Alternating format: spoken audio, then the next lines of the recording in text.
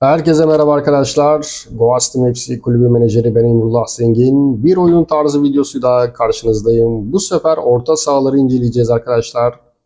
Orta sahadaki oyun tarzlarını inceliyor olacağız. Ve videomuz başlasın. Minyonlar gelsin. Şimdi arkadaşlar bu orta saha ve oyun tarzlarıyla alakalı hemen hemen hepsiyle oynadım. Sadece bir savaşçı orta saham yoktu. Onu değerlendireceğiz beraber. Bu arada kanala abone olmayı, yeni içerikler için zili açmayı, bir içerik hoşunuza giderse beğenmeyi unutmayın. Aramızda bazı arkadaşlar var arkadaşlar, bildiğiniz gibi izliyorlar, abone olmuyorlar. Burada isim verip rencide etmek istemiyorum. Bu bana hep komik geliyor. Şimdi arkadaşlar gelelim orta saha oyun tarzlarını incelemeye. Ön libero ile başlayalım. Ön libero ne diyor bize? Ön libero savunma hattının önünde yer alır. Bulunduğu alanda rakibin hamlelerini öngörür ve topu daha ilerideki pozisyondaki oyunculara dağıtır. Ön libero ile oynadım arkadaşlar. Şu andaki oyuncum da ön libero özellikli DMC. Ve bu arkadaşlar çok ileri de çıkıyor. Yani kaleciyle karşı karşıya da kalıyor. İki yönlü orta saha gibi oynuyor aynı. Mesela onu yazmamışlar ama ben bilseydim ya doğrusu bundan sonra buna ben DMC mesela bir de DC özelliği vermiştim. Buna eğer DC mesela Fuzuli oldu. Buna bir de ST ya da AMC özelliği verseydim bitiriciliği daha da gelişmiş olabilirdi. Böylelikle kaleciyle karşı karşıya kaldığında daha çok gol atardı. Yani bir DMC oyuncunuz varsa ve ön libero oyun tarzı etkisi gösteriyorsa o oyuncuya DMC, MC, AMC mi diyeceğim ama aslında AMC de olabilir ama çok kilit özellikler açılmayabilir. Belki ML, MR verilse daha etkili kilit özellikleri de açılabilir. Yani ML, MR de verirse galiba bitiriciliği artacaktır. Evet ML, MR de verilebilir. Böylelikle kilit özelliklerinin tamamı açılır. Çok azı koyu gri kalır. Yani DMC pozisyondaki ön libero oynayan, ön libero oyun tarzı özelliği verdiğimiz oyuncu güzel bir etki gösterecektir. Ben ön libero mevkisinde ilk başta tedirgindim ama şu anda çok memnunum. Çok da beğendim DMC ön libero pozisyonunu, oyun tarzını. Ben tercih ederim yani DMC oynattığım oyuncular için. Ve diğer DMC'ye gelelim, savaşçı orta saha. Ben bu oyuncuyla hiç oynamadım arkadaşlar. Ya da oynadıysam da hatırlamıyorum. Nasıl bir etki yaptıysa işte düşünün yani nasıl bir şey yaptıysa hiç hatırımda bile kalmamış. O derece kötü bir oyun oynamış. Hiç savaşçı orta sahanın bir maharetini göremedim henüz. Ne diyormuş? Esasen defansa yönelik orta saha olan savaşçı orta saha top alma, çalmada son derece usta, hattı tutar, topu alır ve oyun kurucuya verir. Oyun kurucuya verir deyince sanki hatırladım. Sanki böyle bir oyuncum vardı. Evet olabilir. Ama çok böyle bir verim alamadım ben savaşçı orta sahadan. Hatırlamıyorum ya da. Ben çünkü oynamadım savaşçı orta sahayla. Ya da bana hatırlatacak bir pozisyon şeyi olmadı. Performansı olmadı. Siz hatırlıyorsanız, siz oynatıyorsanız eğer takımınızda yazın lütfen. Beraber bilgi alalım. Eğer mesela DMC pozisyonunda hangisini tercih ederdiniz? Savaşçı orta saha mı, ön libero mu? Eğer tek DMC oynatacaksanız eğer. Yani savaşçı orta sahayı arkadaşlar yorumlarınızı bekliyorum. Gelelim diğerine Regista. Regista tam bir yönetici, az sayıda ama kusursuz etkili hareketleriyle kendi yarı sahasından topu kullanır ve takımın hücumunu kurar. Regista vardı arkadaşlar. Zico, bakın hiç unutmuyorum da adını. Bu oyun tarzı hem MC'de de aktif, DMC'de de oynatabiliyorsunuz. Ben MC'de oynatıyordum galiba. Evet, MC'de oynatıyordum. Ve gerçekten de dediği gibi arkadaşlar tam bir yönetici, kusursuz etkili hareketleri vardı, çok güzel paslar vardı. Zico vermiştim adını. Çok beğenmiştim. Yani bir DMC pozisyonunda belki Regista'yı MC'de tercih edebilirim ama Regista mı yani çok şimdi şey değil. Yani MC'de oynatacaksam eğer belki üçlü MC oynatacaksam birinin Regista olmasını tercih edebilirim. Çünkü orta sahada iki yönlü orta sahayı daha çok beğeniyorum. Mezalla'yı da daha çok beğeniyorum. Orada da çok güzel bir oyuncum vardı.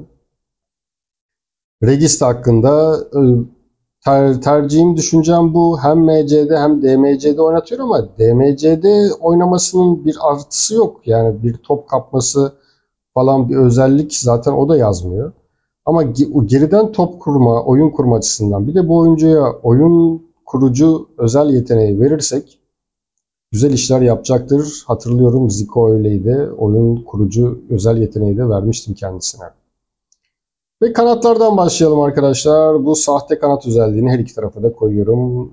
Bu sahte kanat kullandığım bir özellik ama ML ve MR çok standart kalıyor. Bana biraz daha böyle hücumcu özellikler lazım. Onu mesela hücum oyun tarzı videomuzda göreceğiz. Oradaki daha etkili olabiliyor açıkçası. O da hangisi? Kanat forvet. Yani hem ML hem MR'de oynuyor. Hem AML hem AMR'de oynuyor. Sahte kanatla konuşalım biz. Kanat forvete gelince konuşuruz. Sahte kanatta ise arkadaşlar açılımında ise diyor ki sahte kanatlar sahanın orta bölgelerine yönelip orta sahada sayısal avantaj sağlar, rakip savunmayı bozar ve savunmaya üstün gelinmesini sağlar. Evet, bunu ben yaşadım bir oyuncumda. Gayet de iyiydi, verimliydi. Ama sadece ML, MR tercih etmiyorum. Bazen oyuncuyu AML, AMR pozisyonda da oynatmam gerekebiliyor. Benim çok bir tercih etkenim değildir. Tamamen size bırakıyorum. Siz bu sahte ama tabii ki ben biliyorsunuz genelde standart etki oluyor bende. Çok bir usta etki olmuyor.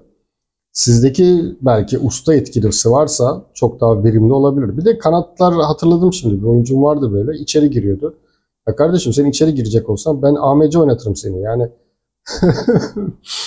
ya bana kanatta lazımsın. Yani kanatta ol ki defans senin peşine gelsin. Kanadı defansı açalım yani. Herkes içeri toplanırsa ne olacak öyle? O zaman kısa topa yönlendireceksin benim zorla. Oysa sen kanatta kal, defansın hattı açalım. Defans arasındaki düğümü çözelim diye düşünürüm. Hatırladım şimdi ben bu sahte kanadı çok tercih etmiyorum arkadaşlar. Siz tercih ederseniz kendi tercihinizdir. Ama dediğim gibi tabii bu Gençlik Akademisi'nde bazen veriyoruz oyuncuya.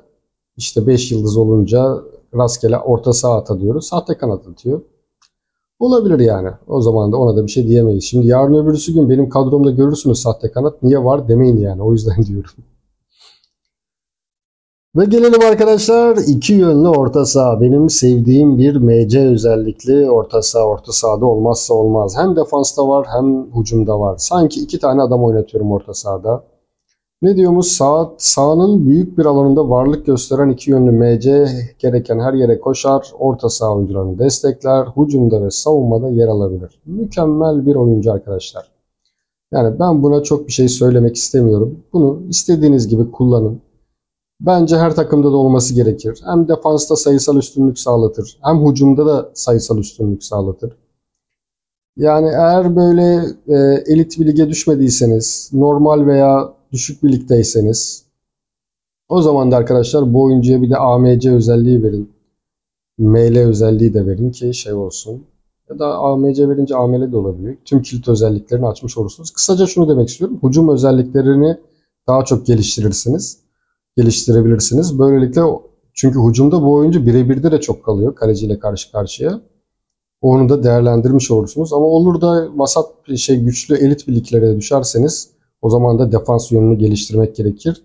Her taraftan verim sağlıyor. Kesinlikle tavsiye edebileceğim bir oyun tarzı. Gelelim diğerine Mezalla'ya arkadaşlar. Mezalla. Bu isimleri nereden bulmuşlar acaba? Mezalla. Mezalla. Mezalla ne demek? Mezala. Mezzala. Bunu da bakarım yazarım buraya arkadaşlar. Merak ettim. Mezalla ne demek? Mezalla daha önce de oynattım ben bunu arkadaşlar. Mezalla orta sahaya dinamizm katarak pas yetenekleri ve alan yaratma kabiliyetiyle takım arkadaşlarını besler. Çok hareketli takım arkadaşları ondan en iyi şekilde yararlanır. Öyle çok şahım da değil yani. Çok usta etkili oynatmadım ya da oynatmış da olabilirim. Sanki usta etkili oynatmıştım böyle bir oyuncuyu. Yani Mezalla mı Regista mı ikisi arasında kararsızım ama Regista en azından DMC'de aktif olduğu için belki onu tercih edebilirim. Ama Mezalla da biraz da tabii arkadaşlar bunlar biraz da oyuncunun kendi özellikleriyle alakalı. Şimdi oyuncunun gelişmiş özellikleri vasattır. Ne yaparsan yap yani istersen ona iki yönlü orta sahayı standart etki ver gene vasat. O yüzden oyuncunun bireysel özellikleri de önemli. Şimdi bu oyuncuya diyor ki pas yetenekleri ve alan yaratma kabiliyetiyle takım arkadaşlarını besler. Şimdi bu oyuncuya sen Mezalla veriyorsak eğer bunun pas vermesi de iyi olması lazım. Ve yaratıcılığı da çok iyi olması lazım. Bunları da desteklememiz lazım bireysel antrenmanlarla ki mezalladan doğru bir şekilde yararlanmış olalım. Diğer türlü vasat kalır. Ama böyle usta etkide bir şey gördüyseniz eğer siz kendi kadrolarınızda yorumlarda yazın. Ona göre değerlendirelim arkadaşlar. Tabii ki dediğim gibi her oyuncunun şeyi önemli değil. Sadece oyun tarzı vermeyle bitmiyor. Bir de bu oyun tarzıyla alakalı becerilerini de geliştirmek gerekir ki oyuncudan güzel verim alalım. Ve orta saha oyun tarzlarıyla alakalı videomuz da buraya kadardı. İçerik hoşunuza gittiyse beğenmeyi, kanala abone olmayı ve yeni içerikler için zil açmayı unutmayın lütfen. Ve son olarak arkadaşlar videoyu buraya kadar izlediğiniz için teşekkürler. Hala izlediğiniz için gene teşekkürler. Siz bu orta sahadan arkadaşlar hangisini tercih edersiniz? Yani asıl bomba soruyu buraya bırakayım ki gerçek kitleyle muhatap olmuş oluruz. Bu orta sahalardan siz hangisini tercih ediyorsunuz? Yani mesela ben defansta daha çok ön libero'yu tercih ediyorum. Orta sahada iki yönlü orta sahayı Regista olabilir. Belki Mezalla. Sahte kanatı hiç tercih etmiyorum. Sizin orta saha tercihlerinizi de yorumlara yazarsanız çok memnun olurum arkadaşlar. Herkese keyifli oyunlar, iyi eğlenceler diliyorum arkadaşlar.